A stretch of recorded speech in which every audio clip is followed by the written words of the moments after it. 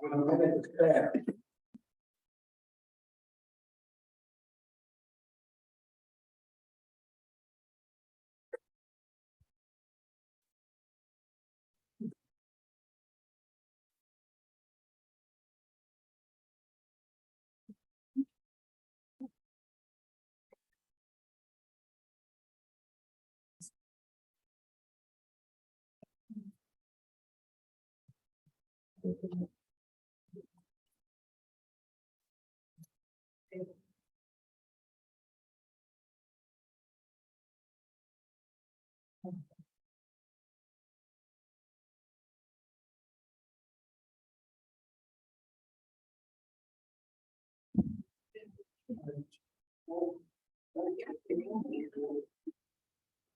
Calling the order, you can stand for the pledge of allegiance, please.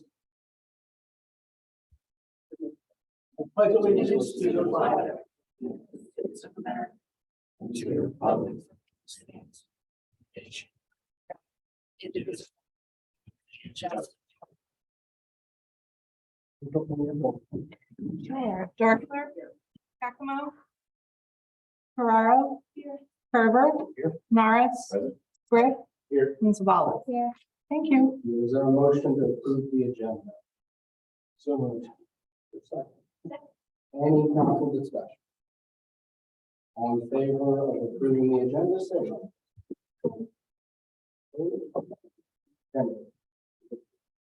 Move on to public comment. We encourage all those speaking to complete their comments within 2 minutes. They have topics, present your comments in a spirit of cooperation and collaboration, and be respectful of the institution of those on the phone. John Thomas, Borough, South Borough Street.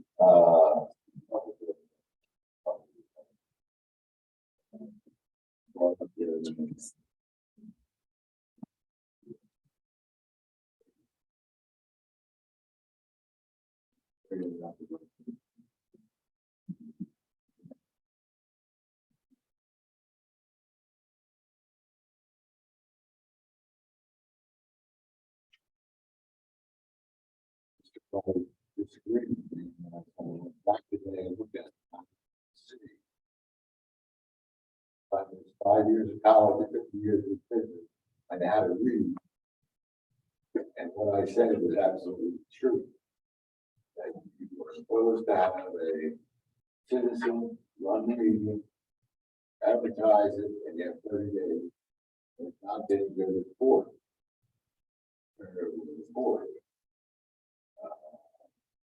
It's just proper procedure.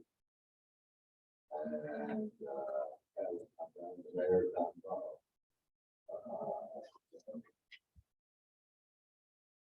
look up 901 city if you would. Just see next time. Here's the top. The other thing that concerns me a lot that the man, company, and then cut his line. And that's in Kenneth Township again. So we're dealing with Kenneth Township again. And the fine should be, in any agreement you make with Kenneth, if there's a fine to be, it should go to Kenneth Township. They should have a fine.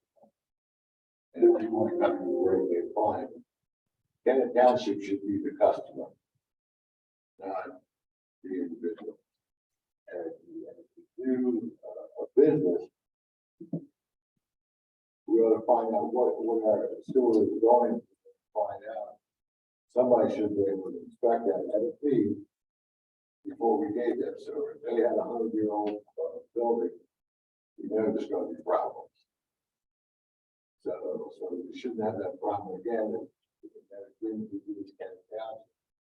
We ought to make Kenneth Township the customer, all fines go through them. And let them collect it, but they have to pay. If they're going to come in for it, they have to be doing that. And my last thing is, I am concerned about tax increase. I understand it's necessary. Concerning that senior citizens. will get a chance. You know, we just went through the pandemic now. Yeah, she answered over $4 again.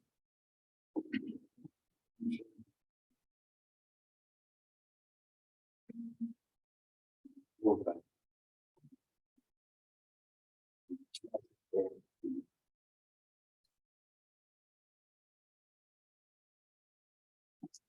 And the other thing,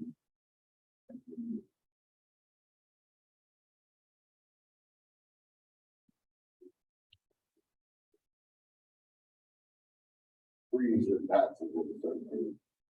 Now, we're gonna go away, they don't like that. They just can't.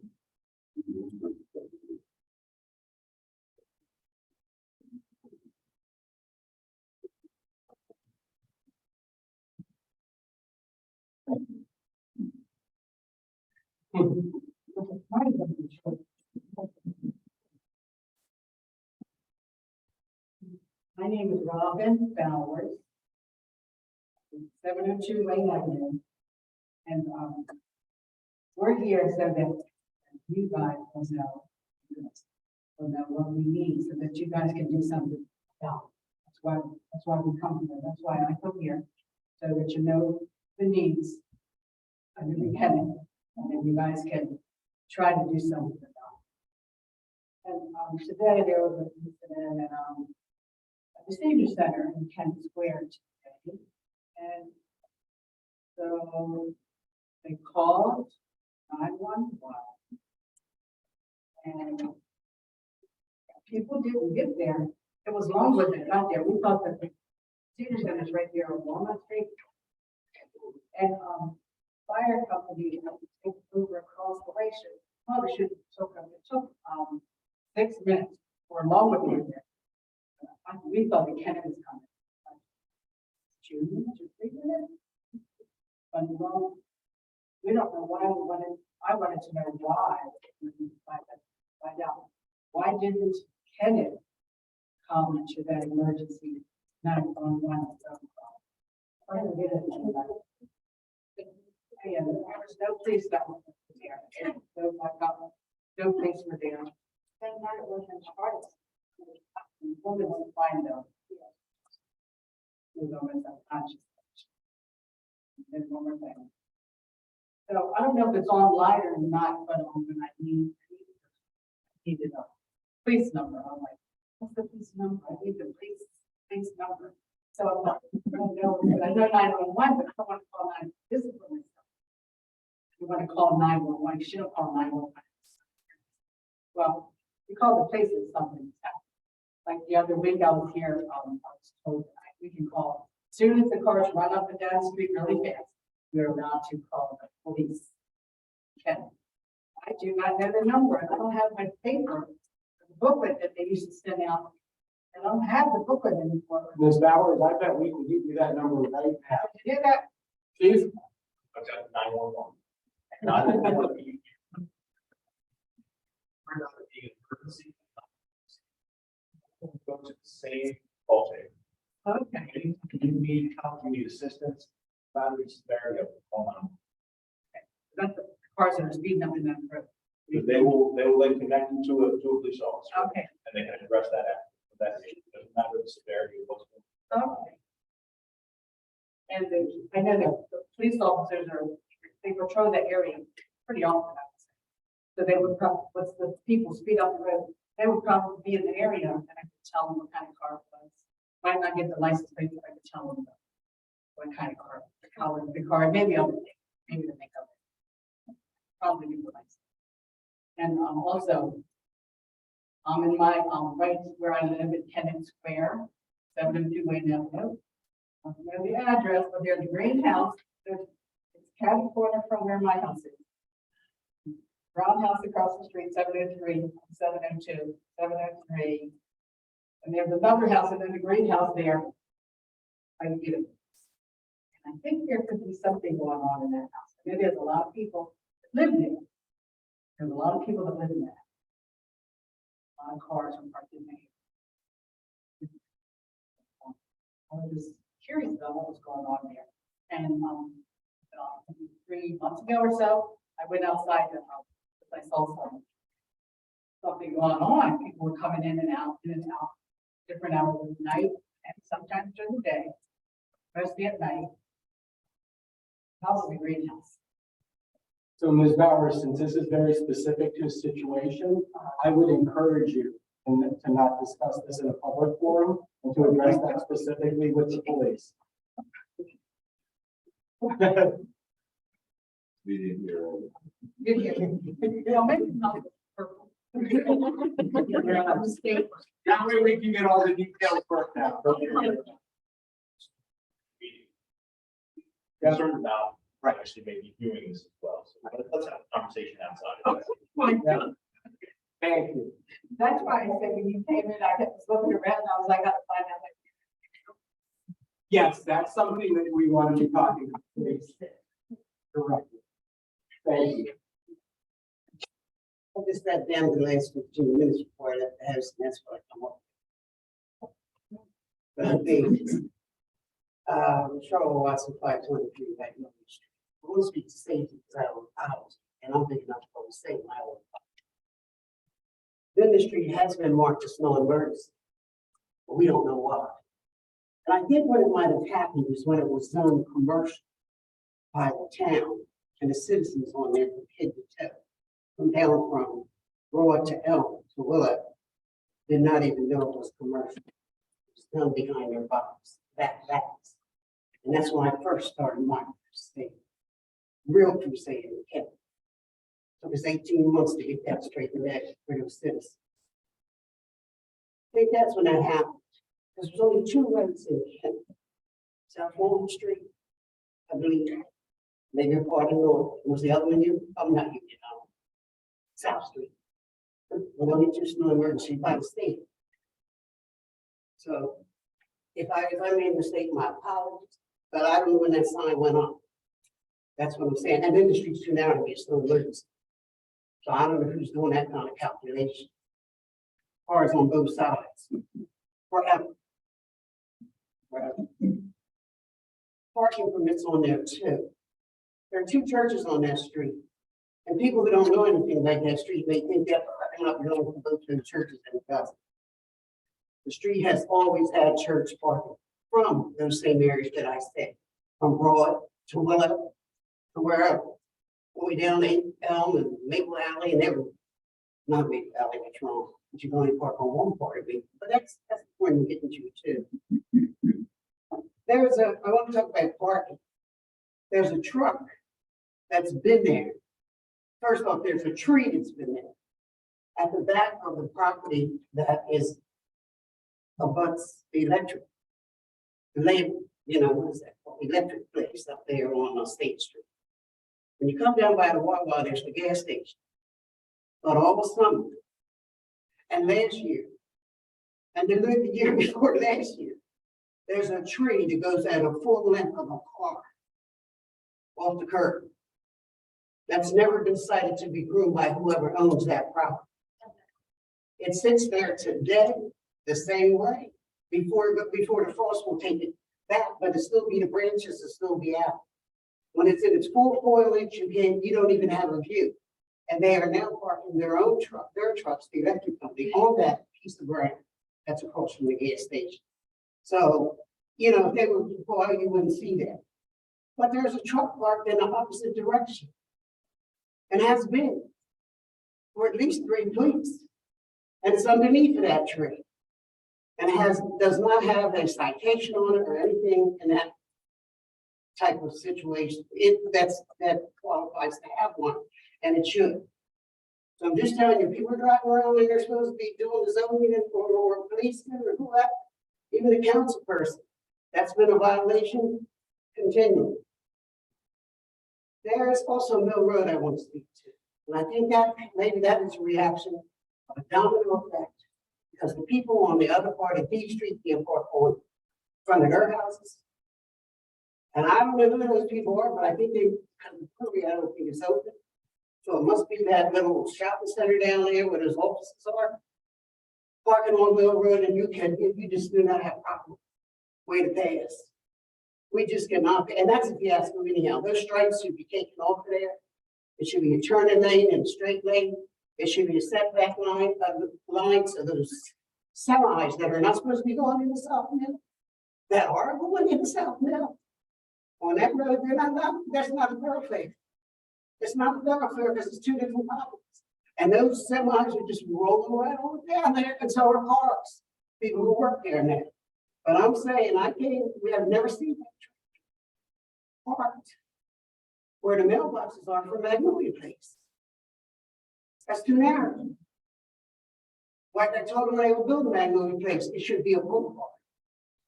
Because of those trucks and eventual, in the future development, it should be a boulevard, and it's not.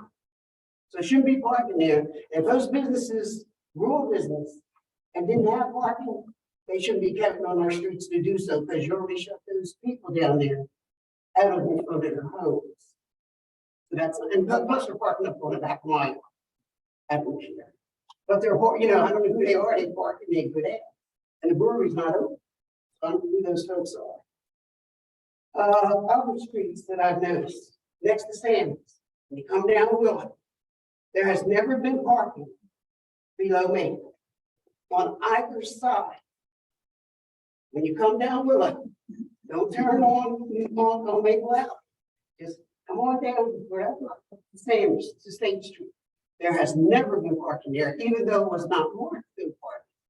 Citizens knew better and did park. I noticed a havoc when you come on Willow Street the other way, like you're going north, because somebody's parking on the right by that barber shop, and they're gonna pull out from that stop sign because they're right there, but they're right at the stop sign where they shouldn't be, but that's where they're parked. And they have the right, they're gonna rush you. And therefore, somebody was hit me, and I'm like,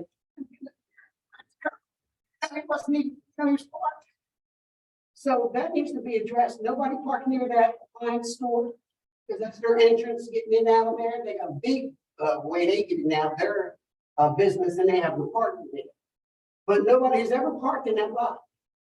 Then want to go up to the ice cream store. It shouldn't have parking at all in that alley. There's never been parking in Maple Alley. Excuse me, Elm. I get mixed up these names because what I used to call it Elm. That's all I know. There's never been parking on either side of Elm. You got the people congesting, you know, getting their ice cream and you know, and all that, and you got the pedestrians. It's just too much. I'd like to also address those parking permits down there. The friend zone. We gotta get rid of that. I don't know who they're for, but they're not for residents. And that's what parking permits are for. The lady spoke the other day about the parking in the back, the old Borough building. She was saying they need to be metered. And there's also a parking permit there that you allow a businessman to have personal. And I was at the meeting when he spoke up. And it was dialogue with right here. That got to go. If anybody's going to be parking, everybody's going to put your quarters or nickels. That's just my thought.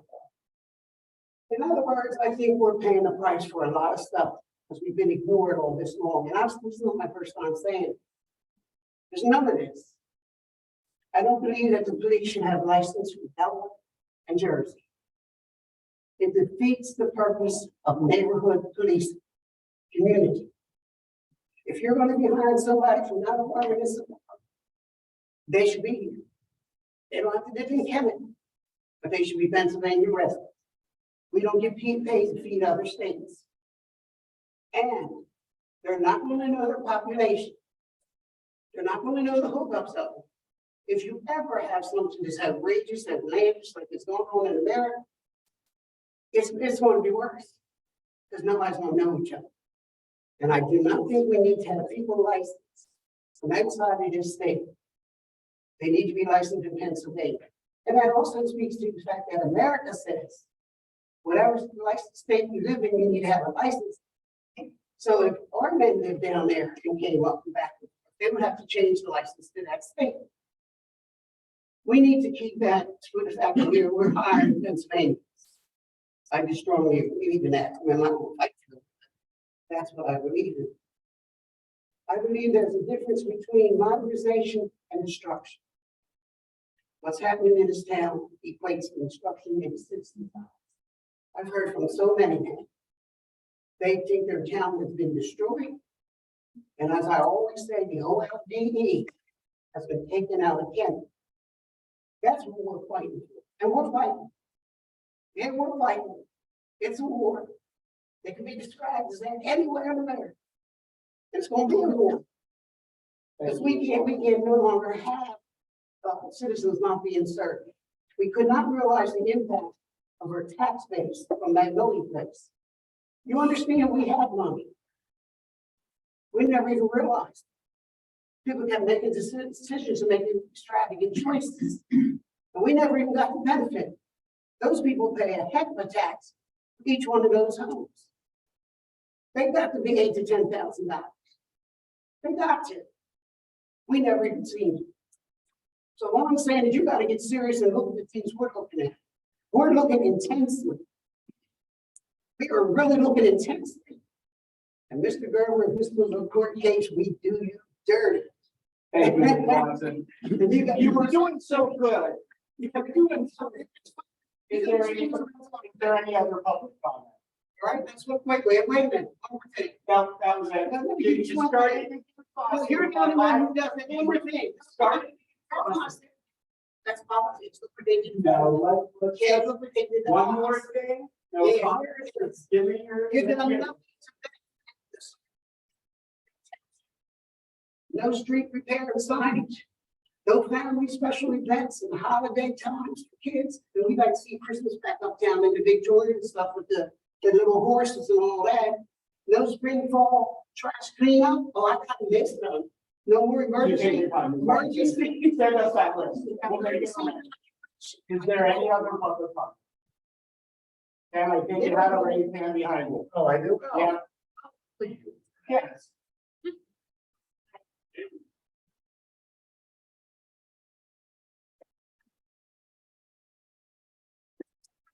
Back in September. Yeah. The lid came off, my son tried to fix it, came off again, the bucket again, when they tried to. I was told that it would be replaced in a couple days. Next thing is the odor uptown at the restaurants, La Borough, but that was by the street, there's an odor. It's not. I've been told by people who come to town that they won't eat up there because of it. Now, I was having a discussion with someone tonight, or earlier this afternoon, and I was told that La Llorona dumped its oil directly into the trash bin. I didn't listen, somebody did. And when the garbage trucks come to dump it, well, it's probably that. Now, doesn't that cause rodents to come? I haven't seen any of town, but I don't see any. There's an odor, it needs to be spray washed, bleach, something. But it doesn't look good, does it? The other thing, and I'm gonna keep talking about this, but I feel that the borough meetings need to go back to the first, third Monday of the month, like they used to be. And I'm gonna tell you why. There's many reasons why. It's better to go back to the previous time. Number one, the residents can choose what meeting they can attend. Because they work, because they might have previous engagement, because the kids are other obligations at their home, so they might not be able to attend a Monday, a first Monday meeting. Another reason, meetings I feel shouldn't, well, again, I'm not the only one, but meetings should not be hours long, like 9:30 to 10 o'clock. A meeting, an hour and a half should be a time where you should be able to discuss the business, what's on the agenda. And the agenda shouldn't be so long that you have to run over an hour and a half. The other reason, a lot of our residents work and are out of their houses by 5 o'clock. So attending meetings that late, or for meetings to go on that late, it wouldn't suit. The other thing after a long day, the last thing a person wants to do is go to a pizza place for hours. So, people's interest as the meeting drags on and on. So that's my comment. I feel that it should go back to the first and third Monday of the month. Give people a chance for town, the community know, for the community to be able to come out for one of the two meetings. And then you guys vote or whatever you do on the Wednesday. However you guys work that out, but that's Thank you, Jeff. Mr. Edwards, floor is yours. It's not really a complaint or anything, it's something that I noticed. My question is, are we maintaining the railroad track? Because I noticed the Borough truck today, yesterday, on the pickup trucks. What it had on there, it's only authorized on vehicles that are authorized to ride. the railroad track. Their railroad wheels that big, two in the front, two in the back. It's a Borough truck because the purple marking down the side and barely got the outline of the logo pretending square on the side of the truck. My question is, do we really need a vehicle like that? We don't maintain railroad tracks. That's his Ken's problem. And if we do have one, why? That's a waste of money. That stuff runs at about 10 grand. Well, after you're done, Rob, I'll let you chime in. Thanks. We got Mr. Edwards, don't I? And somebody probably was making it go right. I apologize. There is, I think I wrote the truck about Ken, that's one of the 10 railroad trucks. Is it? Oh. Thank you. Got my question answered. Any other public comment? All right, we will move on to our action items, and the first is the consent agenda from Monday night. Is there a motion to approve the consent? Is there a second? A second. Any council discussion? All in favor? Aye. Opposed? Consent item passed. We will go to action items for further discussion. I think there's only one item. The proposed fee schedule. Sure, this is done annually, along with our budget. We're moving up to a vote tonight, prior to certain amounts of what we built up for next meeting. We should. Three main changes here. Proposed increase. Fees. The idea being that we're trying to attach services to fees as close as we can to limit the general fund. So just like you try to attach other fees to water fee and sewer fees to what they do. This is what we're going to do. That fee for that service. Doesn't quite get there, but we're number two, we updated the garage opening. This is frankly just taking the resolution that we had approved in spring and added it into the fee schedule. So if you remember, we increased the annual charge and we gave a discount to anyone who lives on State Street.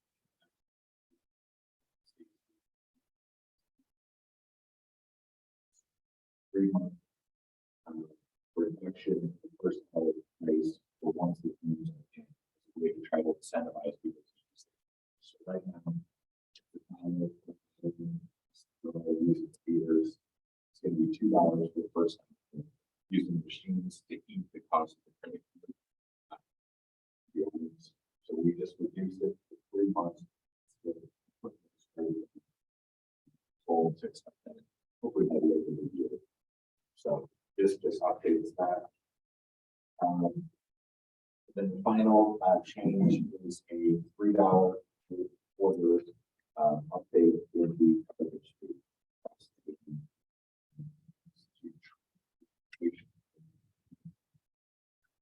This is the basic estimate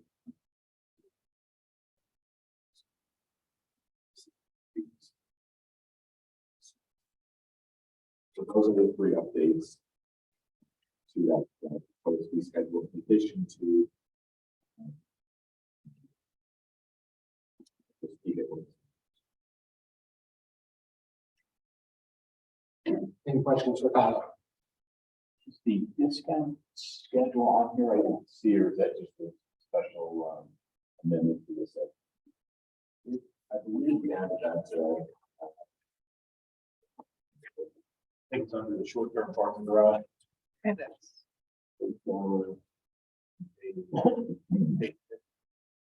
Thank you, Chief.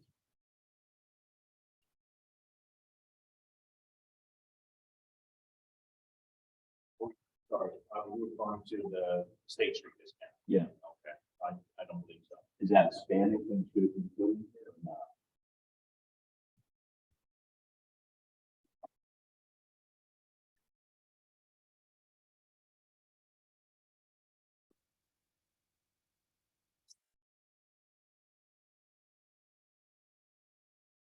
Yeah, it should be included. So perhaps we can just get rid of it here and see. Put it in here.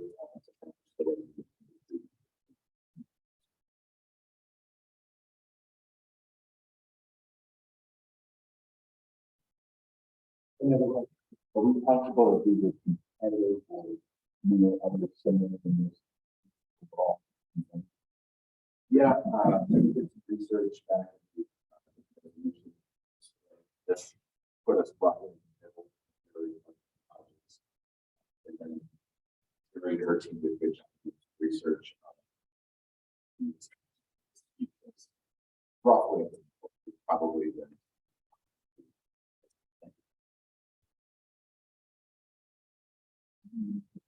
No other comments. I'll make a motion to approve the replacement resolution number 2021-21, revising the schedule of fees and services in Borough County effective January 1st, 2023. Also including the resolution that was passed earlier this year regarding discounted parking to encourage people to move from State Street into the garage. There's a motion. Okay. Council discussion on that.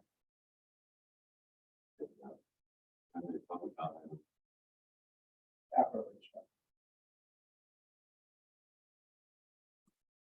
Any council discussion? All in favor? Aye. Opposed? Motion carries.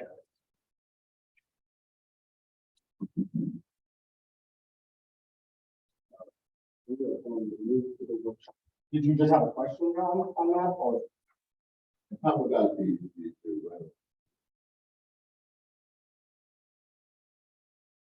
increase? Yeah, we're not gonna have a discussion. So we're gonna move to the workshop. So, for this one, the plan for tonight is to discuss nonprofit contributions. Obviously, Monday night we had a big turnout for asking about that. So, I'm really turning to council, almost to Laura's point, right? The desire to go through the budget. I'm happy to do so about materials and have this. There's a sense that we've gone through the same thing already. I'm happy to answer questions on it or spark some other discussion. Just trying to consider other ones. I mean, there's two issues and I'll bring up. One is just to make sure everyone is aware that we actually have added on page 49 and 50 to the fire and EMS. We've added a contingency fund of $220,000, which is driven partly by the chief finding $28,000 and Lisa finding a potential line of credit of $200,000. Again, that would be debt, but there are funds available in the event that the borough needs to get serious about what it's going to do for the fire and EMS situation going forward. Because if we remember, back in June, I believe it was, we passed a resolution saying that we would accept a 4% increase in our fire and EMS budget on an annual basis over the next believe it was 5 years, 4 years, I forget, 4 or 5 years. So in a sense, if the commission, the Fire and EMS Commission hasn't accepted that, which I don't know that they have accepted, Sam, you can probably speak to that.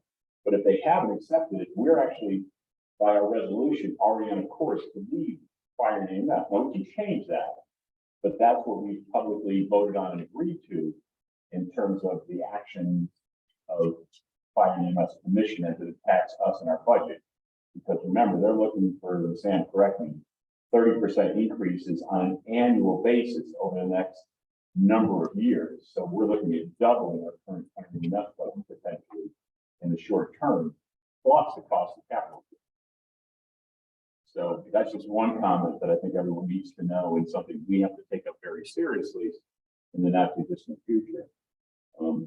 You understand more comment? I think you covered it. As I understand it, I don't know that we're looking at the next 4 or 5 years of covering that. I believe that we don't have to cover what we didn't pay this year for the 4% cap, but we will have to where they are. Did they formally accept or acknowledge our resolution? Yes, they did, so. So within that, we told them very black and white what we intended. So maybe we brought that up with the commission, but somehow we need to be looking out. That's going to come on us real quick. Not fair. And the other comment I'll make, if there's no other thoughts there, is the current budget, as I discussed with Mike on Monday, was that we're looking to support 4 nonprofits. In doing so, sort of what we de facto done is ignored the current resolution, which is on the books, that there's a committee whose job is to do what we did within the current version of the budget. So I think we probably need to either change what we're doing in the budget, which I certainly don't support, or to take that resolution away and say that commission and that process no longer is valid. Is that committee active? Or is Rosa on the way? It's not. It's kind of a default committee as it is current sense. So if it's appropriate, Mr. President, I would make the motion to dissolve the nonprofit allocation committee effective immediately. Is there a second? Is there a desire for anybody on council to sit on that, or is there some value to keeping it on? Yeah, I think that, and that would give the public time. Sure. It's just we're not following our own rule book, so we need to do one or the other. Okay. That committee is just designed to come up with that distribution. I believe so. I think it was formed last year. I think ultimately council has the right to say yes or no based on what that committee comes up with. But this year, there was no. Because in 23, unless, when someone comes, the reality, and someone will, saying, hey, we really need money for this or for that, our answer is either no, we just don't have the budget, or okay, but it's got to come from this instead of that. So I think since we're voting on the budget of the next, that it might be appropriate to have a discussion item and just verify that that's the course we want to take, have that discussion and vote before we vote on the budget. Because then if it is a bump, then we did it the right way, not then we'll go from there.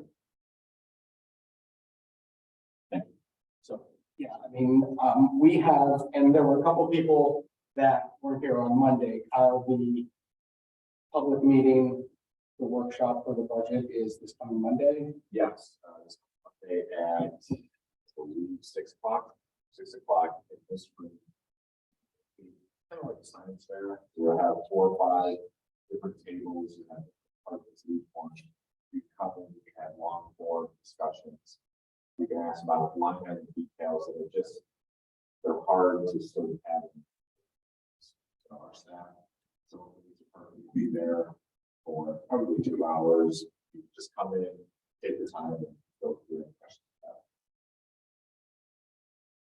And I think it's important that council get the feedback, the questions, the comments from the public that night, sooner rather than later, to work into the voting session in December.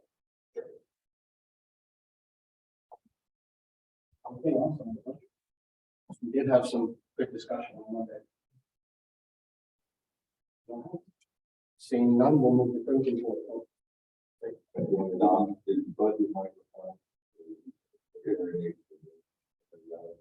Oh, what? Hearing aids for me or we have been told that our equipment will finally get here by the end of the year. So the timeline keeps, kind of frustrating, but that's what we've been told. And you need me to yell. I didn't project in my comments back then. I was talking to Kat, so I'll make sure that. She whispered. All right, this is first. Mayor? I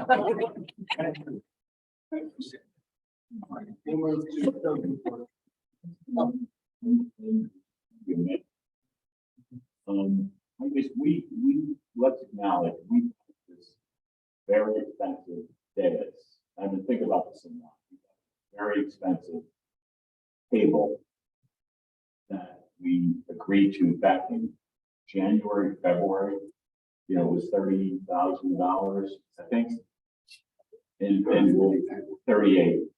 I just, for one, I am totally embarrassed that we did that earlier this year, and now we're looking at a tax increase the way we are. I mean, we didn't know it back then, but it's just, it's an embarrassment for us, like for me as a council person. And I'm like, well, let's store it in the shed so we don't have to sit at the darn thing. And that's silly. That's dumb to do that because we bought it, we spent taxpayer money. But I just want to personally acknowledge that because I've been struggling with that a whole lot during the budget exercise. So I'm sorry. Thank you.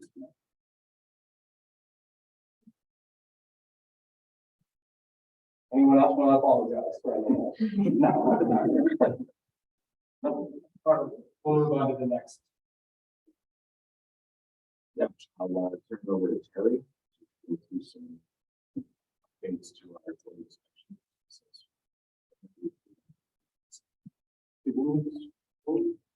For budget only. Okay, great.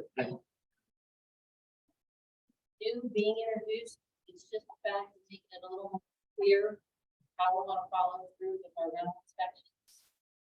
The procedures, we found a few through the year since I've been here that have given them time to make corrections for safety issues. And the time just keeps getting extended. We come into the next year and we're still not compliant with the existing rental units, whether they're commercial or residential. So the procedure list was written out just for your satisfaction at the board. There's a couple extra copies with Rachel. We did actually print out a property maintenance checklist. Anybody that typically has a rental unit already has this as part of the IPMC, the International Property Maintenance Code. You've just taken it down to a smaller bunch of steps that will go directly on the back of the letters. You're going to try and get out first week of December, so for the following year. Nothing's new. We're going to do the rentals. Everybody will get their dates like they have for the past how many years. The dates will be held. If they need to be canceled, it's got to be within a 2-week period. If your date is February 6th and you call and say you can't make it, you want to make it within 2 weeks of that. Either come 2 weeks early, 2 weeks later, whatever. You can't say a February rental inspection gets bumped in March, April, May. Some have yet to happen. You've got to follow through with some of them. Well, with all of them, but it's just putting a little more adherence to the process the tracking, the following up. And yes, it will be following through with fines for infractions and safety measures. All the way through citation. Like numerous times. I don't know if there's any questions. It's nothing new. It's been in the books. I've just been asked a lot of times, what is the process? You have it all there in the code. If you read through it, I think you've had it a couple of weeks.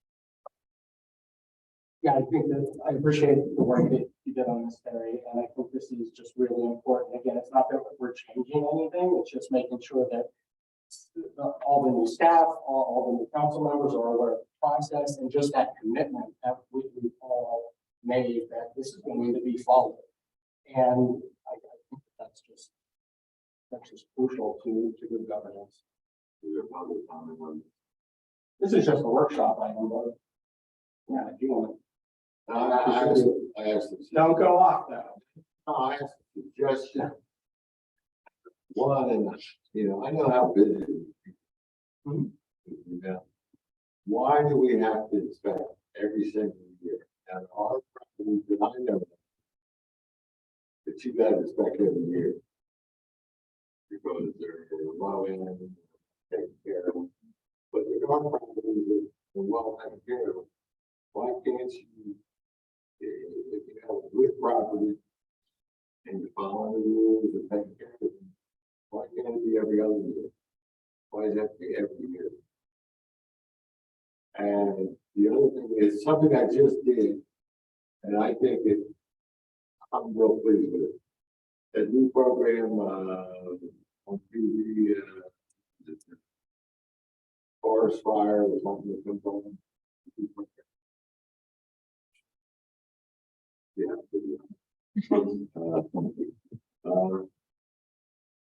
Fighting forest fire. Episode they had were overrun by the fire and they got a blanket for the state department. I just put those fire blankets in every one of my apartments. They come in little sizes. I think maybe the department should have them in every building. It gets you out of a fire, or they can be used to put out a fire. And they're not that expensive. They're not expensive as a fire extinguisher. The little pack hang on the wall, you can pull them down if you need it. I can get you the information. And Ted has put them in their bedroom, they get to get out. And the block, is fireproof blanket. He's going to get out. And I'm thrilled with doing an intensive drill. This is the fire extinguisher. I've seen it work. I don't know that we can mandate it. We surely can suggest it. I don't know that we can enforce that for fire safety, but I have seen them and I do know they do work. In terms of the annual inspection, is that borough mandated or is that a different? It's in our Right. ordinance yearly, yes.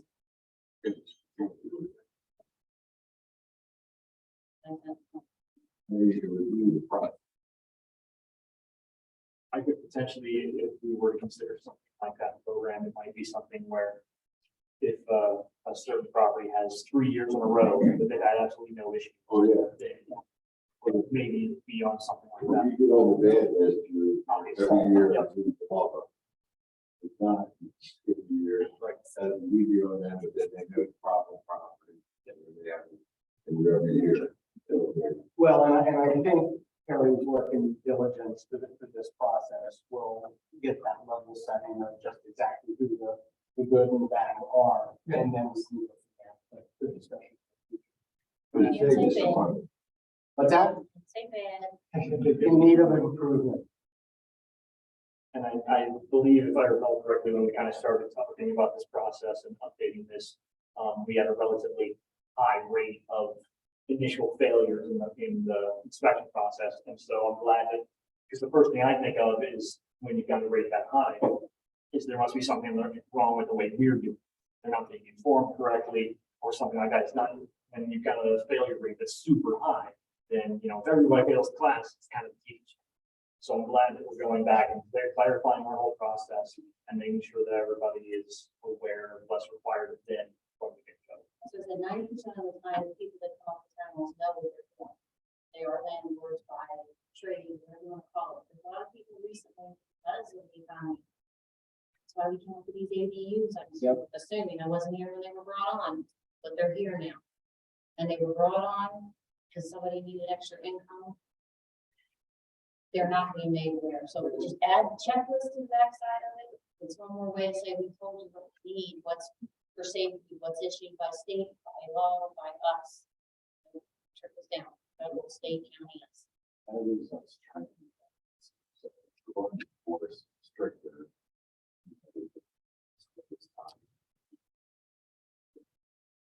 It's a check. So people can forward and forward this.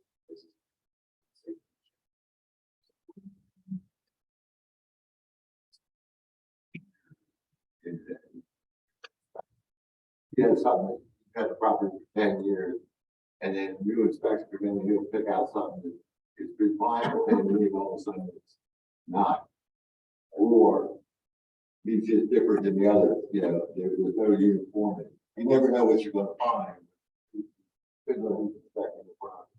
So I think it's a great idea that you know what you're doing. We have added, in conjunction with public safety and public works, we want to check sidewalks. Sidewalks is a safety issue. The homeowners are responsible for them to repair them, so if we see one that's out of whack or could be a safety issue, it's gonna have to go on the report too. We already do mandate through the zoning ordinance. Zoning That's ordinance. what the tree. Parent or something. You're also responsible for that. No, we're gonna address all of that. That'll be there's gonna be degrees, there will be degrees to some instances that are wrong. Obviously, if you have a stairway that's falling off the backside of your house, it's not gonna be fixed in 10 days, but we're gonna start compliance. We're gonna work towards compliance. in that 10-day time. Same idea with the sidewalk. You gotta bring it back here, find out. We know what it is, working on getting it fixed. I'm grateful for the work that's been done to bring process and enforcement. I think historically we've been really relaxed about doing this, and I think enforcing quality housing standards and safeguarding safety will really increase the quality of life of our residents. So thank you for the work that you've put into this. Anything else from council? All right. Thanks, Terry. We will move on to procurement efforts. Sure, so I'm really following on Terry's speech or our discussion. This is a really good governance. So Sonny, who's been here for about a month, is going to go through improvements to our purchasing, contracting, and general ethics policies. Comments, feedback. Thank you. Yeah, so it has been a few years since the borough had updated its purchasing manual. So when we went to go look at it, there were a couple of things that stood out that were recommended for the best practices of the governance. The ICMA, which is the International City County Management Association, pretty much now it's recommended standard that there's ethical disclosure, conflict of interest verbiage and clauses put in all purchasing manuals. 20, 30 years ago, it wasn't as much of a highlighted issue it is now. So that is one element that we look to put into our purchasing manual, that borough employees would disclose any familial, personal, or business relationships they would have with any potential vendors, just to make sure that there's, complete transparency and ability. It falls under all the best practices of the governance. It's always good never to respond to a problem, but to be proactive. So it'd be a proactive measure. Again, it's pretty much standard now in most municipal purchasing manuals throughout the country. Another area that we looked at in terms of updates in the context of vendor selection. Typically, when we do bids and quotes, you go with the lowest bidder. That's kind of standard procedure. But there are instances in which the lowest bid isn't necessarily the best value. And there's a handful of things that are already in our purchasing manual that give the borough discretion, you know, if need be, character, integrity, reputation of vendor, performance of previous contracts and whatnot. But there's a lot of municipalities throughout the country that are also looking at in best value considerations, supporting local businesses. Again, that wasn't as much of a prominent thing 20 or 30 years ago, but it's become very much the case now.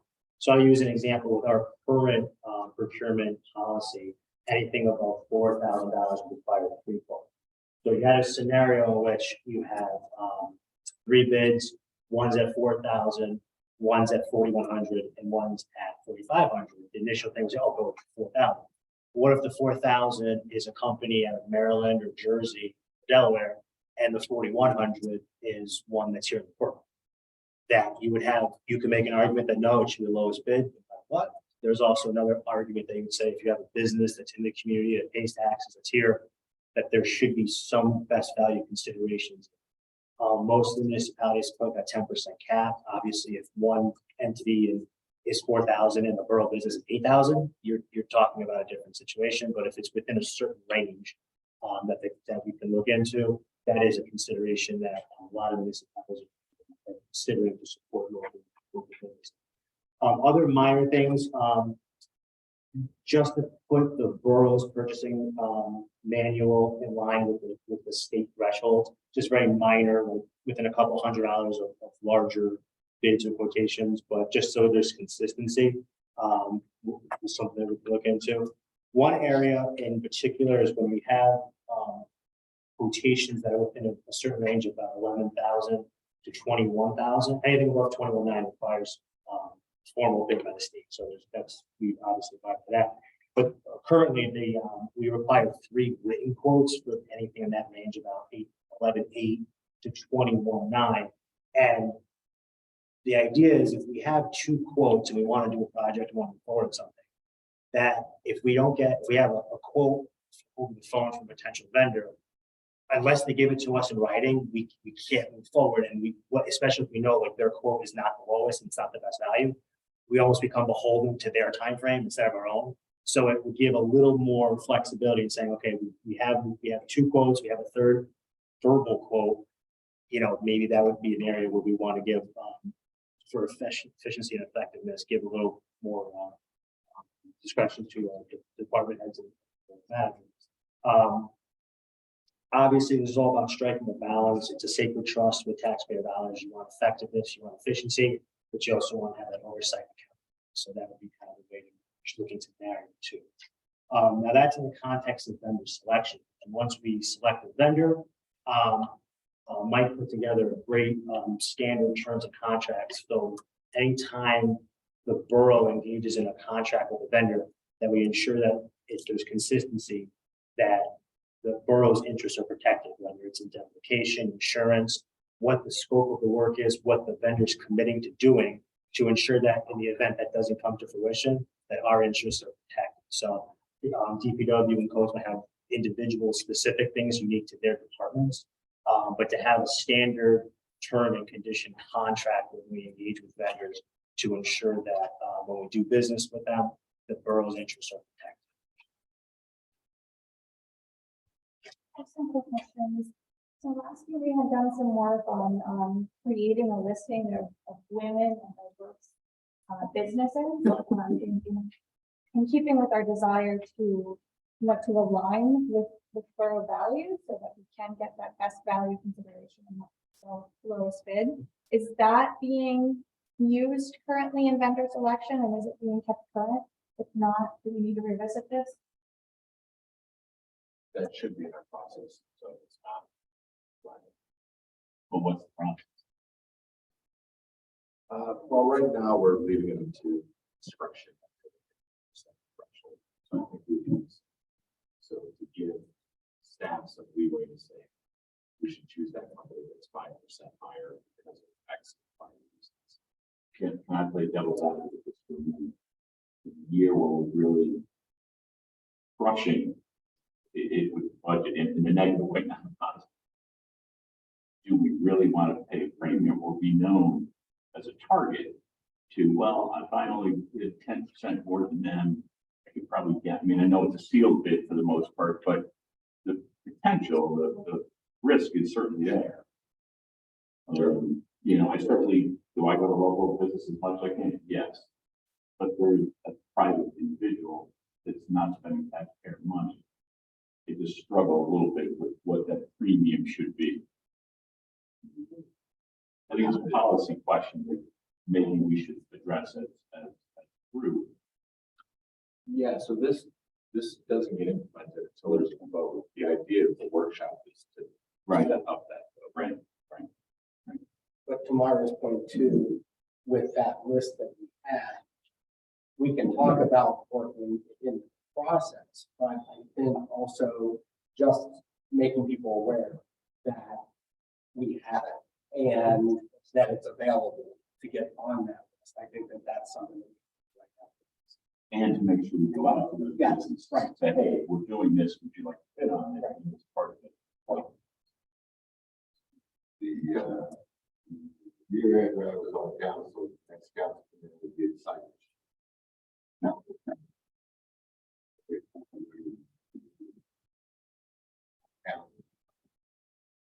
We did all signage street cost $1.6 million.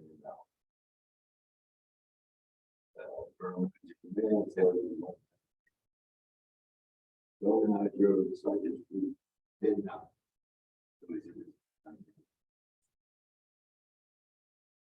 So we didn't vote for the pay that final bill. It cost $780,000 to repair it. Because the lowest bid is not always the best bid. Sure.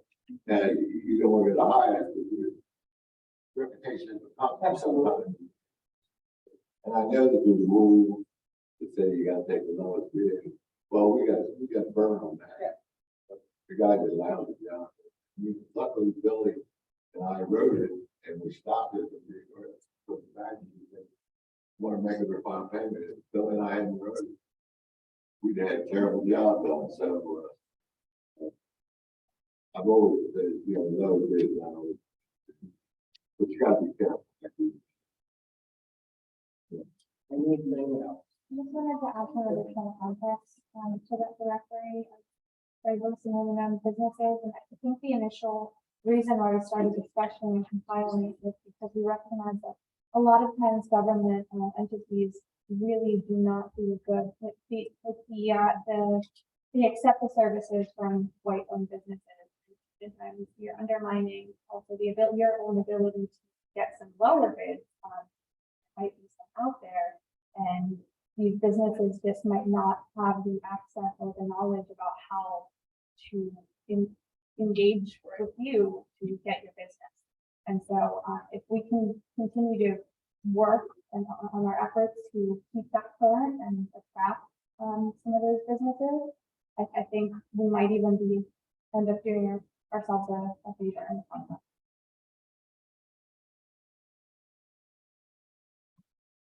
Are you comfortable, Lisa, starting with our purchase order system? This is sort of outside or alongside of this, but do we have a good system in place right now whereby something over X dollars is part of the purchase order that gets tracked back to that work as it's done? I'm not sure. I'm asking, do we have a purchase order process in place for certain levels of contracts? It's manual, but we have one, and the requirements, I think, are in our procurement manual as to what department heads are supposed to follow. Over a certain dollar amount, purchase orders are required. They're just not part of our financial software. They're just separate from that in their own form. So how does an invoice get tracked back to the purchase manually? Yeah, so when they submit the invoice for something that's over that threshold, the purchase order should be attached to it, unless it is a previously signed contract, or there's exceptions to that. But if it's kind of an unplanned item that is over a certain dollar amount, then the purchase order is attached to the invoice. And currently the state, if it's below 11,800, you don't have to have mini bidding and reporting. we do. We put further accountability on ourselves that we require, bidding for that, or, sorry, quotes. For that. So we put more restrictions on ourselves in terms of seeking that best value. And some context for that, shortly after I started, the borough manager at the time and I revamped this a little bit. I mean, we didn't go for a deep dive. We just followed more of the county's guidelines, which are a little stricter than the state. And that was partially because it does make it easier to get county grants for following their procurement policy. But, you know, at the time, it just seemed like the right thing to do, and that was why we made it stricter than it has right now. And sort of related to that, I think it was John's comment on Monday, is we have an audit, you know, we have an audit that's reviewed, we have rights, responsibilities that comes with that. But a little bit of pushing that to the next step on an irregular basis probably is not a bad idea. You hate to spend that money. On the other hand, if you catch or stop or prevent something, that can help them financially as well. Because we can bring it up in the finance committee, but fair point.